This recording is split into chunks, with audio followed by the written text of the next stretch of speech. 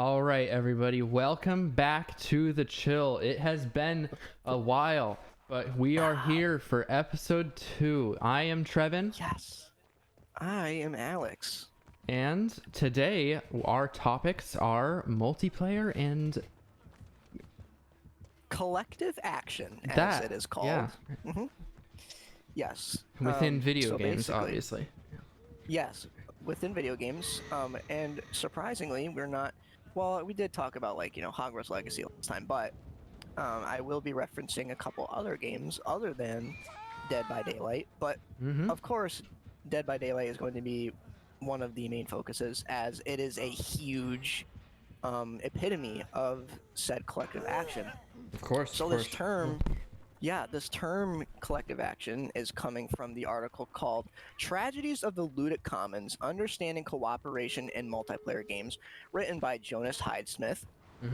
So essentially, collective action is the weight that everybody plays into when they're playing a multiplayer game. So like, for instance, in DBD, you have a team of 4. Everybody has a burden. Everybody has their share to do. And this collective action is basically how they're going to be working together, how they're going to be cooperating, with all sharing one goal in mind: to escape. Now, with this collective action, as explained in this article, comes certain players who don't want to contribute to it, and grief, and mess up the said collective action. So that's what I'm kind of going to be touching base on. So let's just do a quote real quick. Let's shift gears to Rainbow Six Siege. Collective action present in Six Siege. Team of 5, you want to win. An example of an implicit rule violation is the phenomenon known as kill stealing. Just Nasty before the thing. monster perishes, jump into the fray and steal the kill by dealing the final blow, thus getting experience points or other rewards. Either padding your stats or KD, whatever. This was very prevalent in Siege. Really? Yes, so you get it I down. haven't played that game too much, so No. yeah. But hey, yeah, it's team-based game, but they did rework it so you get the assist now if you kill a downed person. But so let's time travel back to when it wasn't. So you would shoot somebody, you're like, oh, I got the down, but then you can't finish them off. Sometimes they get cover, or like you run out of ammo or whatever. But so that No kill experience steal, there. yeah, is a very, very big example of grief play. So let me explain grief play a little bit more. Grief play exists in other genres as well. Many shooters, for instance, have been plagued by team killers, players who do not play the official game but rather see it as their goal to eliminate their teammates. For players looking for a competitive game based on skill, such behavior is clearly destructive. I know for myself, I love playing competitively. I play Dead by Daylight. I want to win. I want to be competitive. Yes, you can fool around, but the end goal at the end of the day, like whether you're trying to do is stats, to get through those gates, escape. Exactly. You want achievements. You want pips. You want to progress to Iridescent 1. Even if it means that you're leaving teammates behind. Yeah, and so that's the collective action, is for the team to escape. So when people in DVD, there's a lot of ways to grief play in DVD, and it's really frustrating when you have this collective burden of everybody trying to escape, when one player doesn't do their share. So one player intentionally makes sure that they will work with the other side to ensure the loss of the game for the surviving, or for the survivors.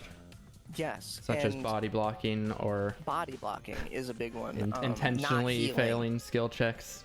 Yes, intentionally failing skill checks, body blocking, doing loud notifications any way they can, not healing, not picking up, not doing things that are helpful, dropping pallets in front of you, or right, like yep. there's a lot of grief play that you can work with the killer. Like it's really annoying when you have destructive action that clearly inhibits the collective burden of these players. And going off of that, another quote by in that article is, "It may seem weird that a significant portion of the player base is willing to do anything to win, but that's the reality of the situation." So going off of grief play, you might have this one player that's like, solo queuing, like, oh, I don't care about my teammates. As long as I have this loadout, I'm going to be selfish. I'm going to heal myself. I'm going to do gens. I'm going to hide. I'm going to play for hatch. I'm going to bring a key and unlock the hatch. Like, there's a lot of ways to be selfish and do quote unquote, do anything in their power to win. That might not necessarily be hacking, but doing anything to win might entail being very selfish and not contributing to the collective action. So let's talk more about the collective action. Let's do another quote. "This, in essence, is the problem of collective action. In some situations, an individual may enjoy the benefits of a collective good without contributing to its procurement or maintenance. Consequently, nobody may wish to contribute and the good is not made available at all. Simply put, such goods are vulnerable to free riders, people who take no responsibility for the maintenance or construction of the resource." Yep. So in Dead by Daylight, just going back to there again, something like free rider, freeloader, something like they would sit in a corner all game, and if the other 3 survivors are able to do the gens, they open an exit, and then that one person who did absolutely nothing all game gets to escape, counting as a win for them. Yeah. Which ends up screwing the team over, because most likely when it's only 3 people doing the objective rather than 4, they're more likely to get hurt. In the opposing team, the killer side, they aren't incentivized to go for the person who's not helping at all either. They are more incentivized to leave them alive, actually, because then they know that person's not doing anything, so it's basically like having a second killer on your side, right? Yeah, definitely. Like you said, no incentive. How about another quote, because that's what we need to do. Oh boy.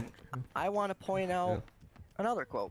So, same article, "The collective good is again an enjoyable gaming environment, and here it is clear that if all choose to ignore the norms for responsible participation, the value of the game would be greatly diminished."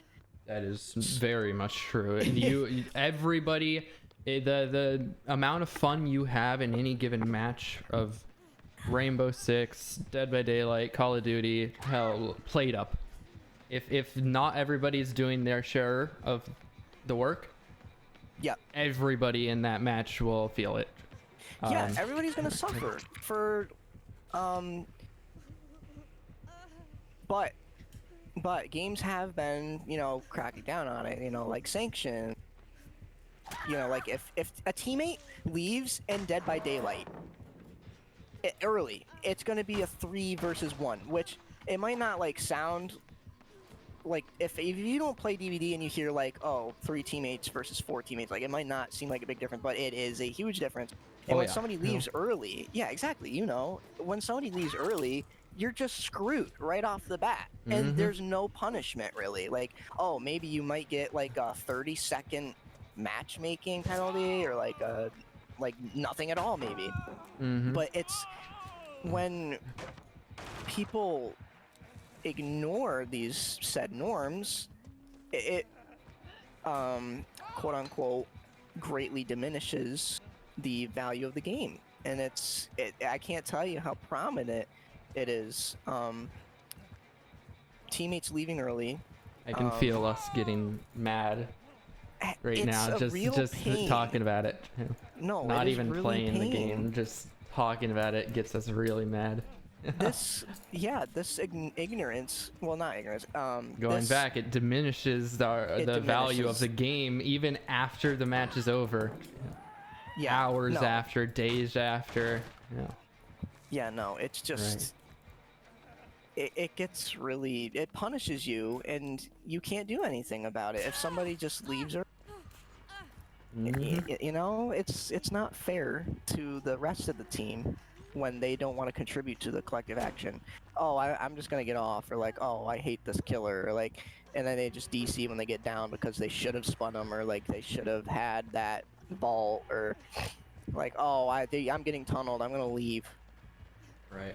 That greatly hurts not only the gameplay, it hurts the team's chances, it hurts the value of the game, it hurts the quality of the game for everybody, and that's not good for the game.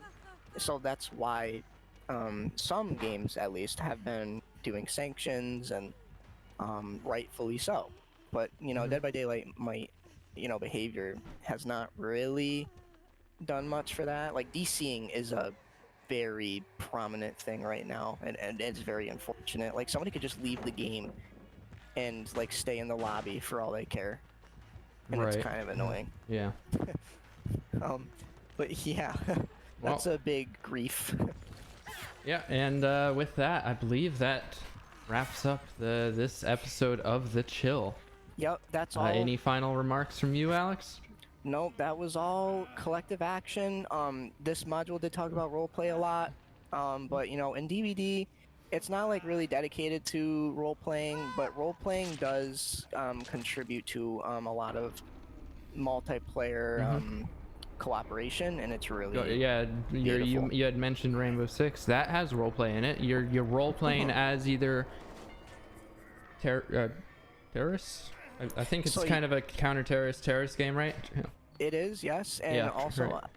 just real quick, I can attribute to that. So when you think of role playing, it really can be prominent in any game. Like, yeah, it's not just oh, I'm role playing as a wood elf for going down this path, and oh my gosh, there's a tree, I'm gonna go hug it.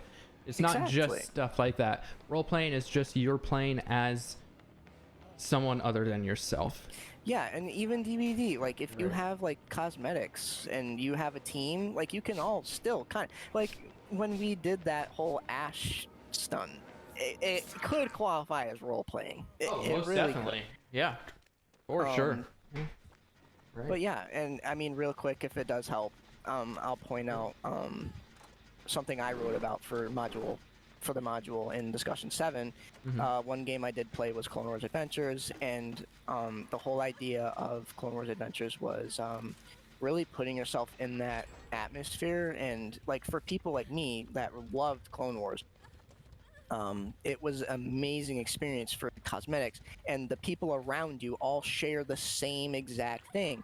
And when you role play with people, you're building relationships, you're building on that multiplayer cooperation, and I cannot emphasize like how many friendships I made just by role playing. And I do have a friend still, Remnant from CWA, and we just ended up being best friends, and we still play to this day.